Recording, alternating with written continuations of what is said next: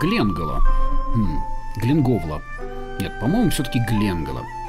Мы сейчас едем в шахты 19 века, где в средние века добывали медь и серебро. Сама дорога от Корка занимает 250 километров. Проходит через Лимерик и Голуэй.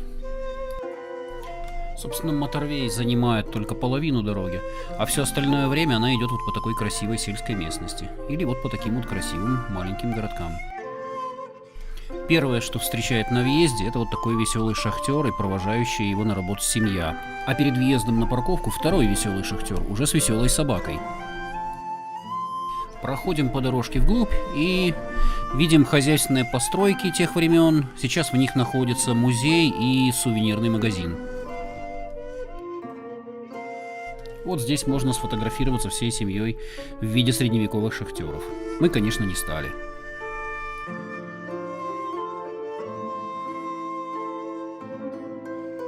А вот лоток для промывки породы. Детишки очень любят этот аттракцион. Каждый желающий может разбогатеть, если, конечно, найдет золото. А вот и сама веселая собака. Вообще, в Ирландии я не встречал злых собак. Все собаки очень-очень добрые и дружественные.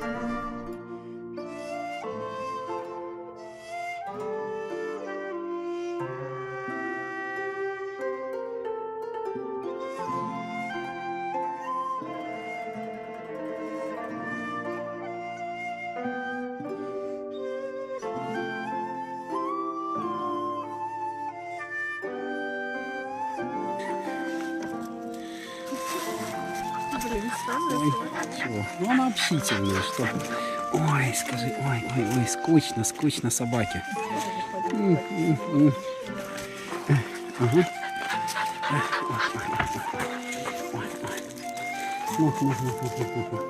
Давай за ушком почешу. Ой, все любят за ушком, когда чешут. Да. Ой. Все. Хватит баловать.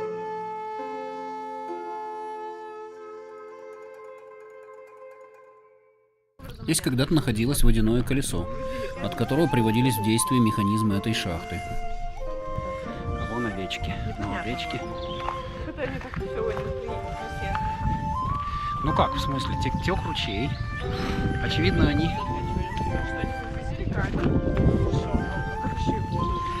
Они переключали, скорее всего, эти... Не передачи, но этот... Вон овечки возмущаются. Вот это звук.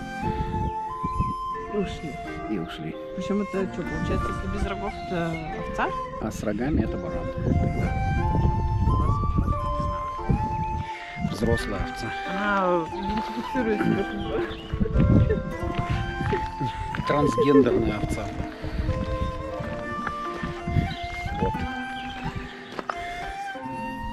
Сеялки и прочее. Какого это года? Там написано что-нибудь. Не знаю. 1000? Не, подожди. Это номер какой-то, 8812. Да. Возможно, не такой старый. Может. Ну как, это старый довольно. Минимум 60-х, да, 50-х, может. Что, идем в музей сам?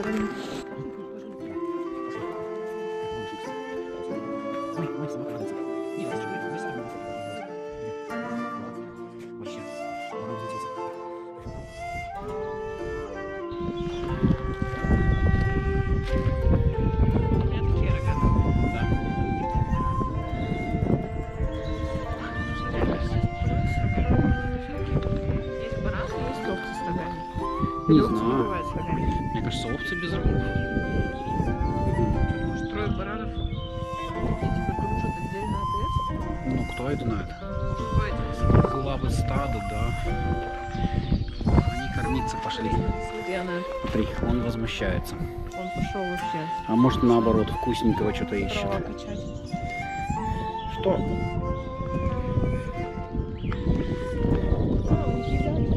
Здесь еда лежит. Их запугнули. Ну идем. Не пугаем баранов.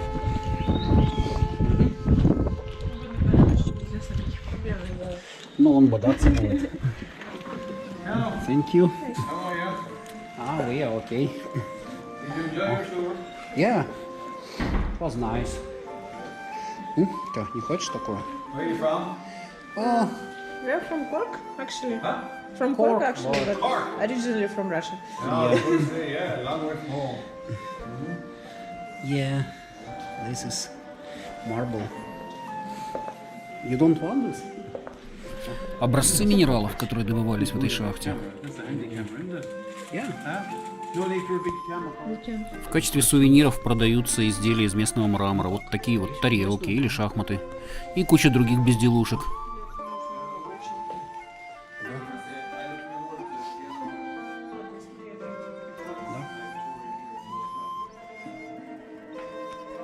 О, звездочку.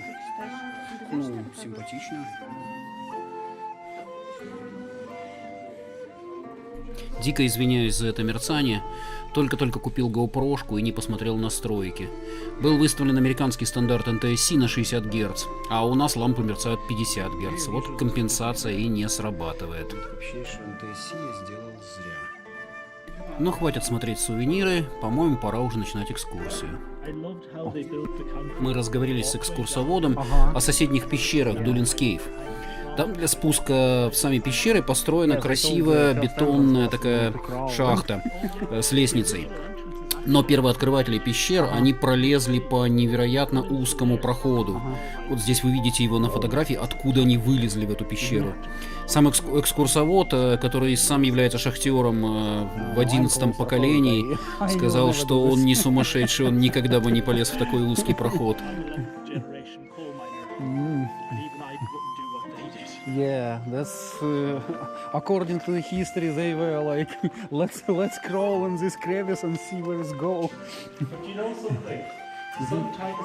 История шахты началась в 1851 году, когда местный фермер обнаружил буквально под поверхностью почвы вот такой вот минерал галенит, то есть сульфид свинца. Шахта в основном была свинцовой, но попадалось и серебро. За историю ее существования они добыли 380 тонн свинца и 28 тонн серебра. Как смеется экскурсовод, по крайней мере, это то, что было задекларировано. Вот схема шахты в разрезе. Добыча велась сначала открытым способом, просто копали канавы и траншеи, потом начали углубляться. За 14 лет они откопали шахту на глубину 40 метров, а в ширину она раскинулась на 60 метров. Вот образцы минералов, непосредственно добытых в этой шахте. А это знаменитый Fool's Gold, золото дураков, он же перит, и вот различные окаменелости. The ones that look like spirals are a type of marine snail known as Phylaconitis, which was in the ocean around that period. These ones here are all different forms of coral, with the large ones here in the middle being ruberos corals, Syringaphora corals, and Cyphodendron corals. Это оригинальные сохранившиеся меха из кузницы шахты, которые использовались для заточки шахтерского инструмента. А на этом стенде находятся другие инструменты, найденные в этой шахте. Вот таким вот зубилом они пробивали дырку в камне практически на всю длину зубила, забивали ее черным порохом, динамита тогда еще не было, вставляли фитиль, поджигали его и убегали. But they don't use nitroglycerin because it was very dangerous. I read. When I was in college, my professor told us this legend about a man who discovered how nitroglycerin worked. He was pouring it into a beaker, and it blew up, killing him. And the only reason we know about it is his assistant apparently was in the room next door. And he knows how he invented. Yeah, I know it was very dangerous and very explosive. That was my professor who told me that. He had a tendency to over-embellish stories. So unless I find a fact that says that's real or not, I don't believe it. Okay, but anyway, this is a good story. Oh, definitely. Вот это остатки оригинального железного ведра, которое использовали шахтеры в первые годы работы шахты. С помощью воротов руками поднимали руду на поверхность. Только в 1952 году они начали использовать лошадей. И вот на этом стенде вы видите то, что еще найдено в шахте. Сверху подковы, пилы, вороты, а внизу вот эти вот доски — это остатки бочки с порохом. И даже вот точильные камни. Это все оригинальное. Это все было найдено либо в шахте, либо вокруг нее. А вот этот вот ржавый топор, он персонально в 2010 году сам нашел в шахте.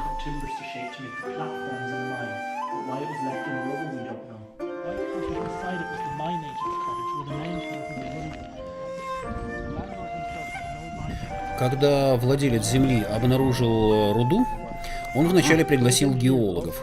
Геологи вырыли кучу траншей, чтобы определить, где находится самое богатое месторождение. Когда они его обнаружили, они стали рыть вглубь. Вначале они использовали только веревки и вороты для поднятия руды на поверхность. Добыча шла медленно, поэтому они построили вот такую вот треногу, с которой спускали цепь. И с помощью блоков и поднимали ведра с рудой на поверхность. Но чем глубже становилась шахта, тем длиннее и тяжелее становилась цепь. В конце концов, она могла оборваться и убить кого-нибудь из находящихся внизу. Поэтому, когда шахта стала достаточно глубока, они построили вот такой вот механизм в одну лошадиную силу. Что-то вроде ворота. Вот это еще не законченная реконструкция того механизма, который был раньше. Вот там вдалеке виден барабан, вокруг которого ходила лошадь и вращала его. А с него шел канат вот через этот блок, и он опускался вниз в шахту. И, насколько я понял, позже они уже построили водяное колесо. Ну что, пора спускаться в саму шахту. Окей. В дальнейшем я решил перейти на субтитры. Экскурсовод рассказывал все очень интересно, и перебивать его речь своим голосом мне как-то не очень хотелось. Не знаю, насколько хорошо это получилось.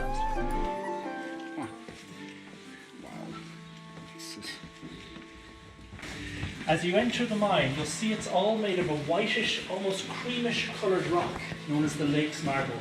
It doesn't look like much when it's rough, but when you polish it, it turns like this. This is marble. And the marble formed here 460 million years ago, when two large plate tectonics had collided.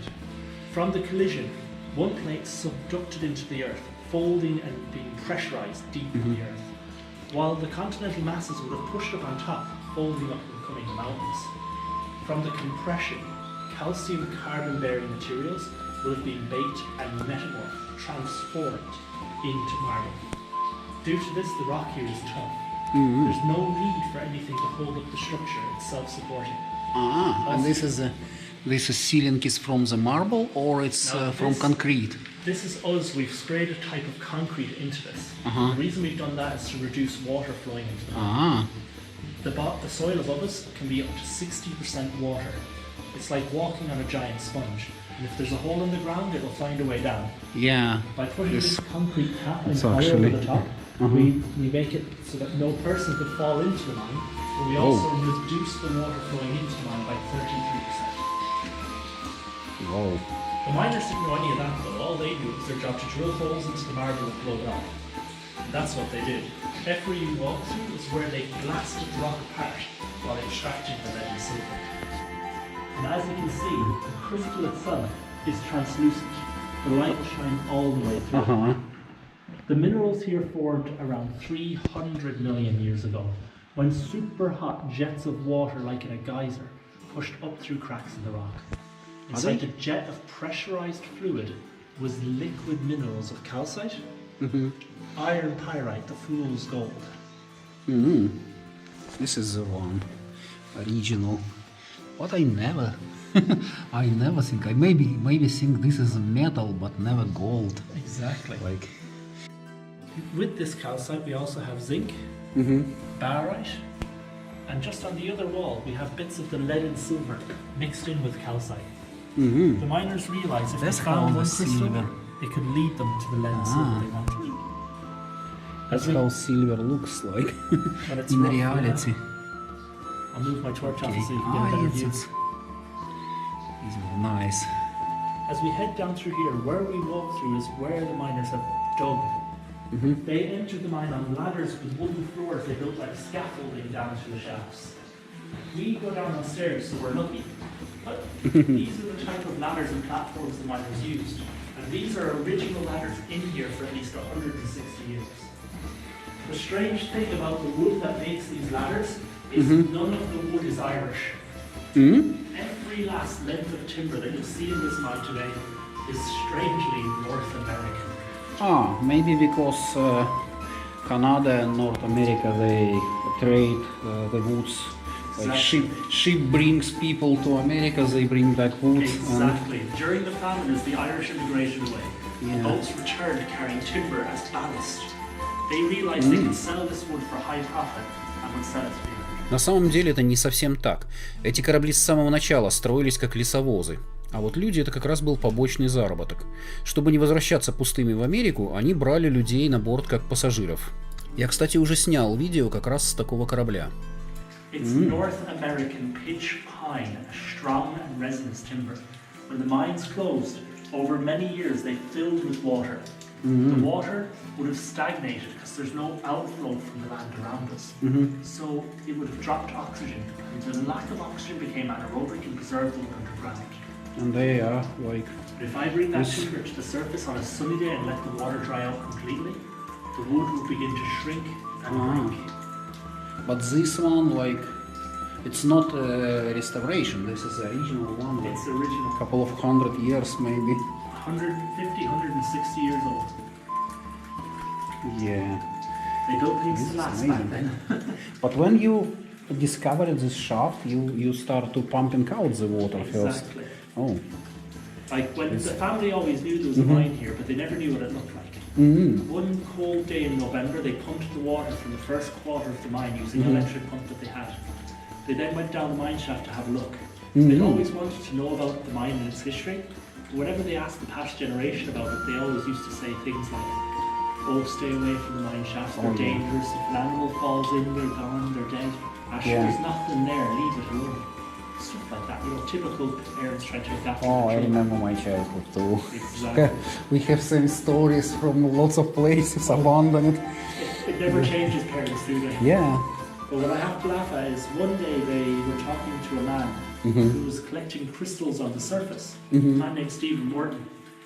He showed Paddy and Keith their... И вот здесь я, к сожалению, с дуру выключил камеру, поэтому не записал замечательную историю о том, как семья превратила эту шахту в туристический аттракцион. Но вот этот вот человек, он оказался историком и геологом, который знал историю этой шахты. После разговора с ним семья поняла, что она представляет историческую ценность, и занялась ее By the осушением. way, the red colour on the wall here is not blood, it is just iron rust. I repeat, it is not blood. Or at least that's my story, and I'm sticking to it. This is no, it doesn't look like blood, it's definitely. Yeah, real blood is more black when it congeals. Yeah. Long story.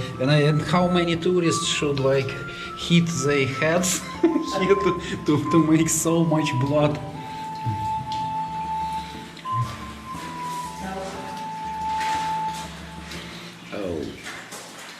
As I said before, everywhere you walk is where they've been following veins of minerals, such as the calcites like these. Occasionally the veins would stop and the miners wouldn't know where to continue to. So they dig testimonials to search out the veins. Sometimes, like here, they dig a testimonial but find nothing. They dig beside it again and all they find out is a pyrite, fool's gold. They're paid by what they extract, so no lead and silver, no money. Yeah. And after buying their own tools and equipment to work here, it can be a very tough life. But if you find something, the money you can make is immense. But Yeah. It is a gamble. Today you're rich, tomorrow you're poor. Yeah, but There's a prison gate here. Now, I wish I could say that they had this prison gate here in 1850. no, That I don't prison think was so. put there in 2013. The reason it's there, they were making a TV series here on the farm called On Klondike, about three Irish brothers who go to the Yukon in Canada in search of gold. In the first episode, one of the brothers is caught stealing silver from a mine owner in Montana, in America. And as punishment, him and the two innocent brothers are locked in the mine to work. The whole thing was filmed on the farm. And they even built a fake city in the field behind the shop to look like a western town of the Klondike in Canada. It's very strange though when you do a tour and a cowboy walks past you with a rifle. It's even stranger. Are they filmed when the tourists go in? Oh yeah, it was so bizarre. But the worst thing is, well, the best thing I should say was, they were speaking Gaelic while filming. Ah, So imagine a cowboy speaking in Gaelic. Instead of the traditional, howdy partner, you're new around here. They suddenly go, Kunasatatua, Inchgale. Really, really strange. but lots of people they film this Game of Thrones here. They did And up now the north. lots of areas. It's tourist mecca. Oh, massively. They, Did you know Saving Private Ryan? yeah, but That was filmed in Wicklow. oh, The beach scene, you know, where they're attacking Normandy and trying to blow up the... It's Wicklow. That's a Wicklow. And Oh. the tower that they were trying to blow up was the... I have to laugh. It was actually the Coast Guard tower that they covered in sand. okay, They covered it in sand to make it look like a bunker. nice. Island, lots of place they film it, especially Middle Ages and fantasy and Definitely. everything. Yeah. It's Wow. sometimes very strange to see it though. Yeah, that's a little big crystal calcite. Wow, nice. And your head to your top. They're now about 14 meters underground. 14. Underneath the gangway shaft, the second shaft sunk from the surface. This is the chamber that had the tripod on it.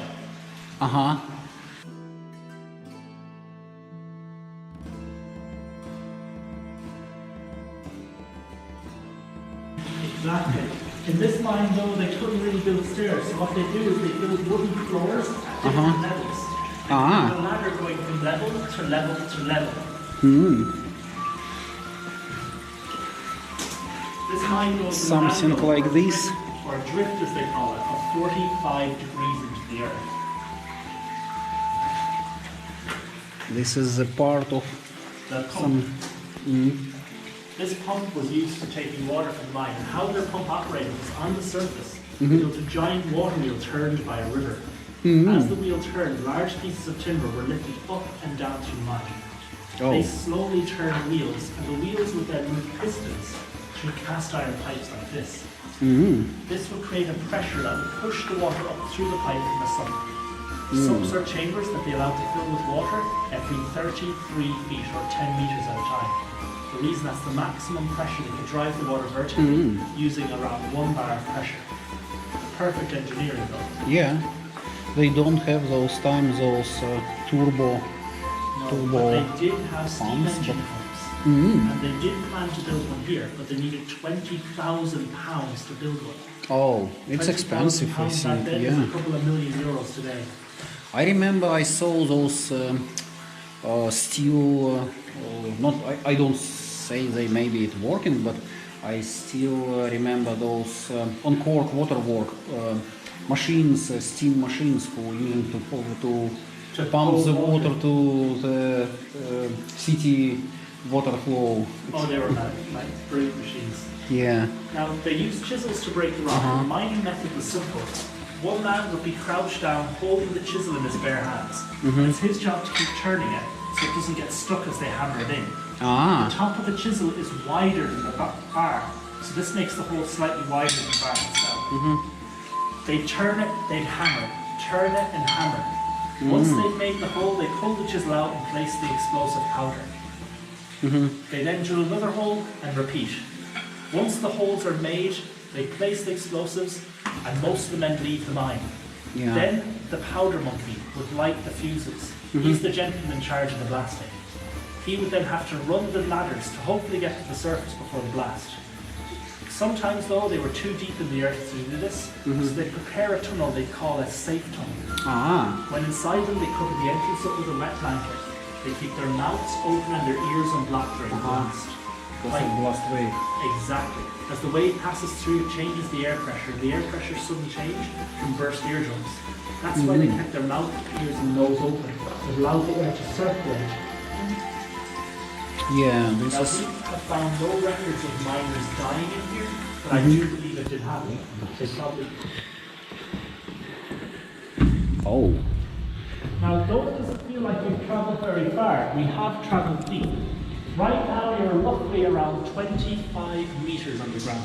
You're underneath the horse wheel, the large wooden wheel that the horses will turn to pull the rock up from the mine.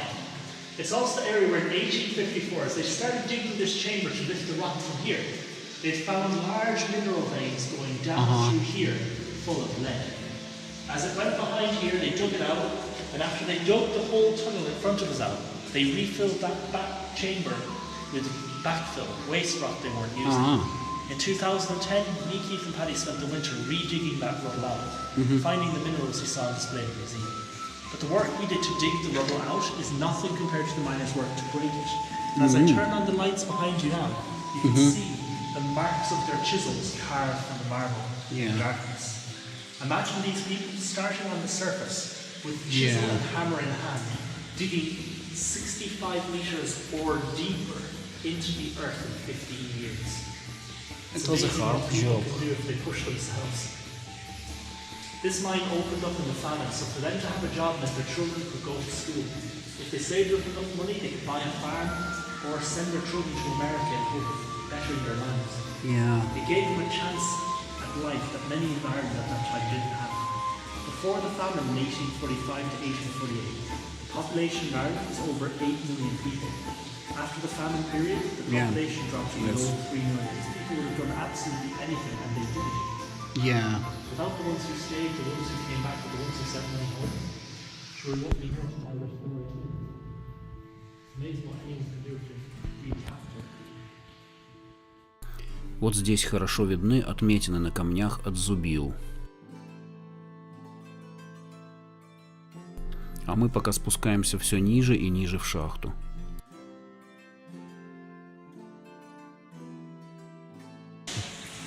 Today we have electricity down the mine, and that allows us a lot better lighting than the miners. Yeah, exactly. Luckily in this mine, unlike the coal mines, there's no gas, so they didn't have to use lanterns to light the way. But to light their way, they used candles. Now today, at the first hour in the morning, I lit a wax candle to show people the type of light they used. The problem is, the miners didn't use wax candles, they used tallow, made from animal fat. They gave off a dark black smoke as they burned, and they smelled horrible. Working by them for 10 hours a day would not be pleasant. Imagine 3 people like me in a tunnel. One guy is crouched on the ground wearing a thick leather helmet, and on the helmet sat a tin holder with his candle. He holds the chisel against the rock and starts turning it, while the end of the hammer hit it in. You hear the sound of the metal, you smell the smell of the rotten tallow in the air, and you feel water flowing around your feet. The conditions underground are horrible.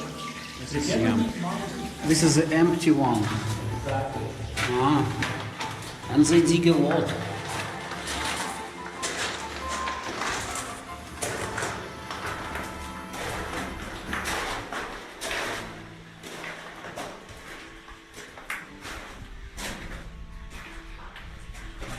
Видно?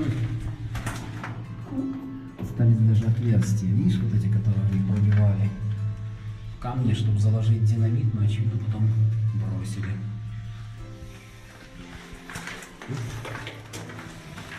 Ой.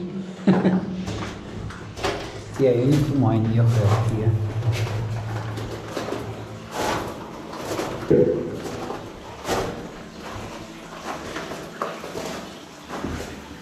Yeah, and they dig everything this and just to realize that nothing. Exactly. Yeah.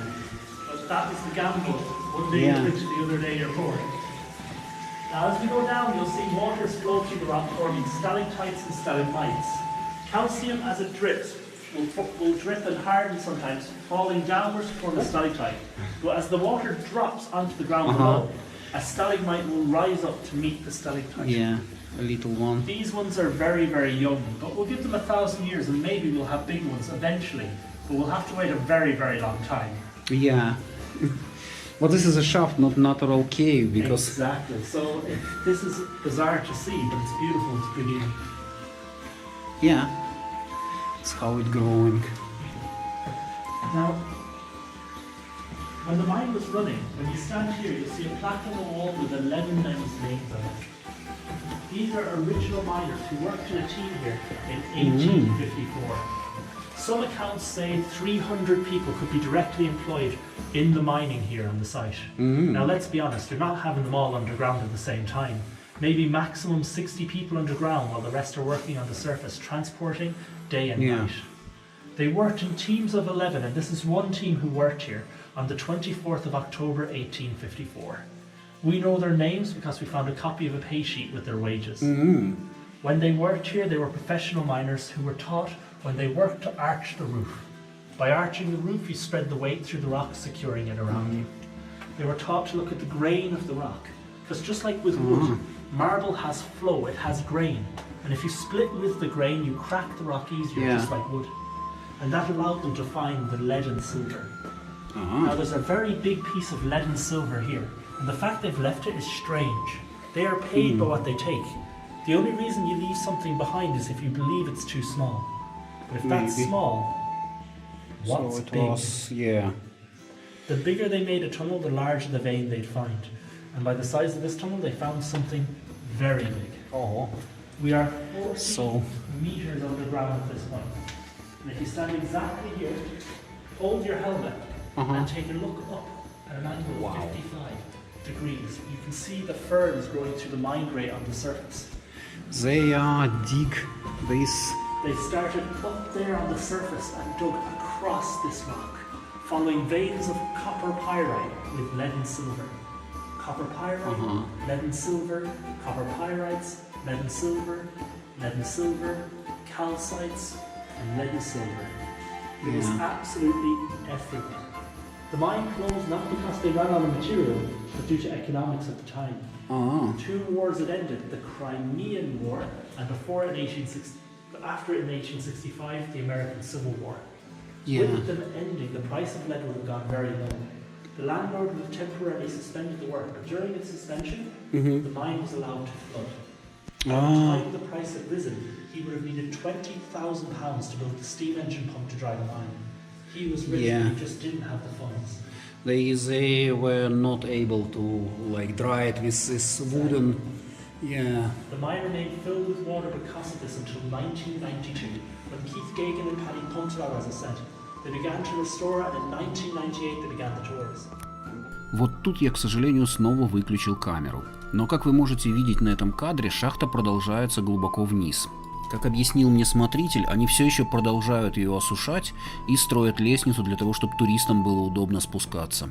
А вот это уже современная пластиковая труба для осушения от электрического насоса. Выход на поверхность занял гораздо меньше времени, чем спуск, тем более, что я его здесь ускорю для экономии. Тут мы с ним довольно долго протрепались относительно мест, куда еще можно поехать.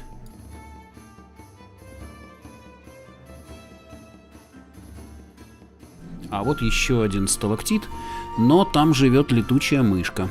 Дядька сказал, что когда они осушили шахту, колонии летучих мышей стали здесь селиться и устраивать свои гнезда.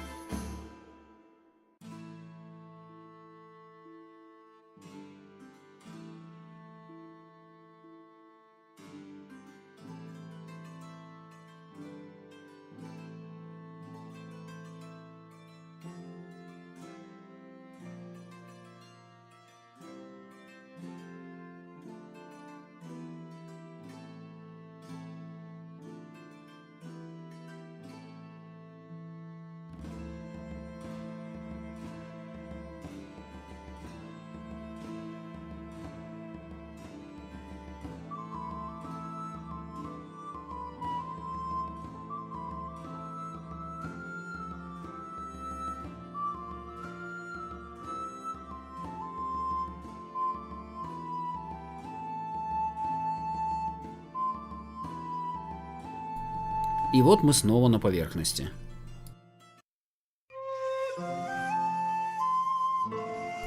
Вот оно, оголовье шахты капитана Поля. Первая шахта, которая началась в 1851 году. Вырыли на глубину 13 метров.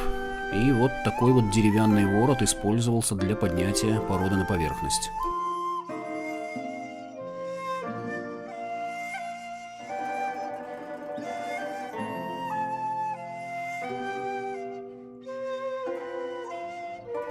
А вот здесь находилось хранилище черного пороха.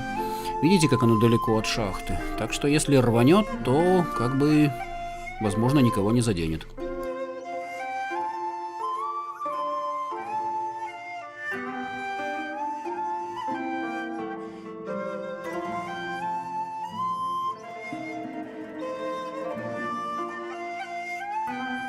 Красивейшие зеленые поля Ирландии.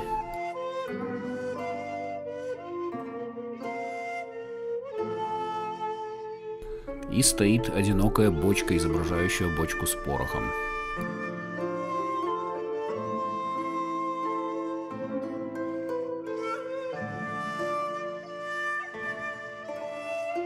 Ну, собственно, музей мы посмотрели еще перед шахтой, так что, в принципе, пора и домой. Покидаем уютный гостевой центр и идем к машине. Кстати, нам, собственно, повезло. Мы приехали довольно рано и были единственными гостями этой шахты. Сразу после того, как мы сели в машину, приехал целый автобус с туристами. Так что место довольно популярное, я рекомендую съездить.